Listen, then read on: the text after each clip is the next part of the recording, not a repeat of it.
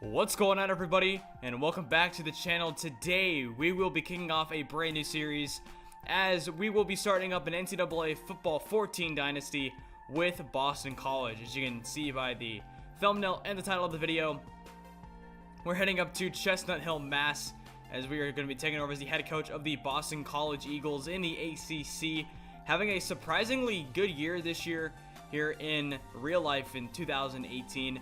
But I'm going to try and replicate that success of this year into this game and potentially even beyond this season.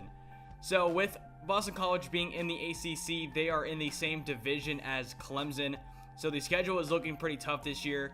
In this game, we do host Clemson, I believe, in the middle of the season. It's around week 6 or 7 or so. But it's a pretty tough schedule. And I'm really looking forward to seeing how this team fares for year one and how I can build up this team through recruits in the next few years and beyond. So as we take over the Boston College Eagles, they're a 3-star team at the moment. They're kind of right in that middle of the pack of other ACC teams. Clemson and Florida State are the cream of the crop, as well as University of Miami. But as you can see, when this game came out in 2013, Boston College really wasn't at the top of its game, you know, after Matt Ryan declared for the draft in 2009, or 2008, I believe it was 2008, and that was when Boston College was ranked, you know, top 10. So once Matt Ryan left, there really wasn't anything for Boston College to look forward to and really anything to bounce off of. So once he left, it really just went downhill for Boston College, and it's my job here at Boston College to build up the success back to what it was when Matt Ryan was here in Chestnut Hill, Mass. So as you see, here is a quick run through of our recruiting board. A lot of 3-star prospects, and since we're a team of Boston College's caliber, you know, we aren't looking at a lot of 4-star prospects, 5-star prospects aren't looking at the team, but we can get solid 3 stars, probably some JUCOs along the way. So from what I've noticed, a lot of offensive linemen are interested in the school. There you see a 4-star guard, Allen, I believe he's a JUCO. He is second our interest level. So what I pretty much did for the recruiting board is that I just sorted it by interest level and pretty much targeted everybody that had a decently high overall. I didn't really try and go for the 50 overalls because I feel like they didn't really have really any impactful needs on the team. But as you can see here, as we get down to the third interest level, we got some 4 stars, which I think is really promising. So as long as you really can entice a prospect, it doesn't really matter where their interest level is. So right now, only 2 quarterbacks were interested in our school. One of them was Ronnie Flowers, and he was 3rd on the interest. So he's the only quarterback that's on my prospect list.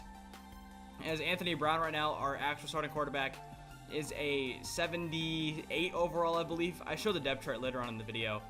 But a lot of wide receivers. Defensively, there aren't a lot of prospects, but a lot of wide receivers and offensive linemen are on my board at the moment.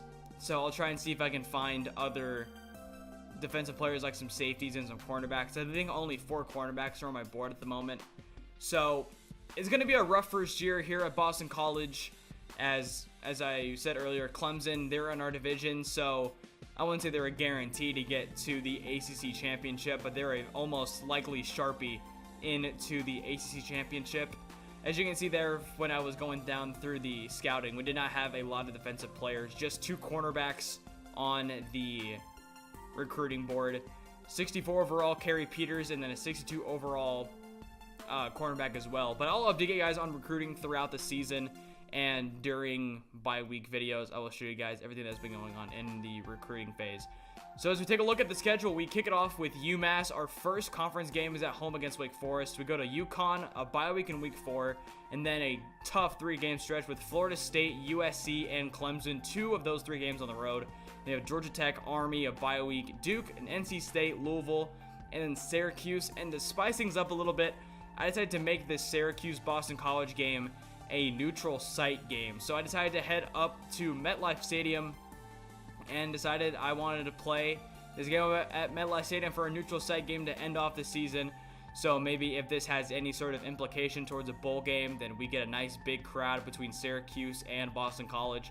So I thought, why not play the game at MetLife Stadium?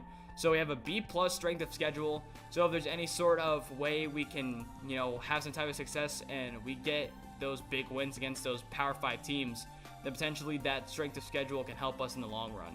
So our starting quarterback is sophomore Anthony Brown, a 76 overall. He does have 75 speed, but really the main face of this offense is sophomore running back A.J. Dillon. He's 96 overall as a sophomore, so he could potentially be here for the next 3 seasons, and he's going to be the staple of this offense.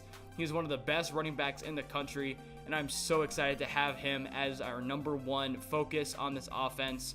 Not really anything at wide receiver. As you will see, we have a few upperclassmen in Jeff Smith and Michael Walker, but besides that, Kobe Smith I think has a lot of potential with 89 speed. But then besides that, it just goes down from there. This is a very upperclassman heavy team. Tommy Sweeney, the 9-1 overall tight end, he's also a senior, so he's gonna be out after this season. And then our offensive line is just filled with upperclassmen. Our left tackle, our left guard, Sam Schmall, he's a senior. And then our center, our right guard, 91 overall, Chris Lindstrom is a senior, but we do have a 69 overall right tackle who is a freshman. Zach Allen, one of the best defensive players on this team at left end, he's a 91 overall. And then we had that 85 overall right end. Our linebacking core isn't as solid as I would like it to be. We do have Connor Strachan, 88 overall middle linebacker. He's a senior as well. So, as I said earlier, this is a very upperclassman heavy team. As you can see with those cornerbacks, those 71 overalls are freshmen and sophomores, so they'll get some playing time later on in the season.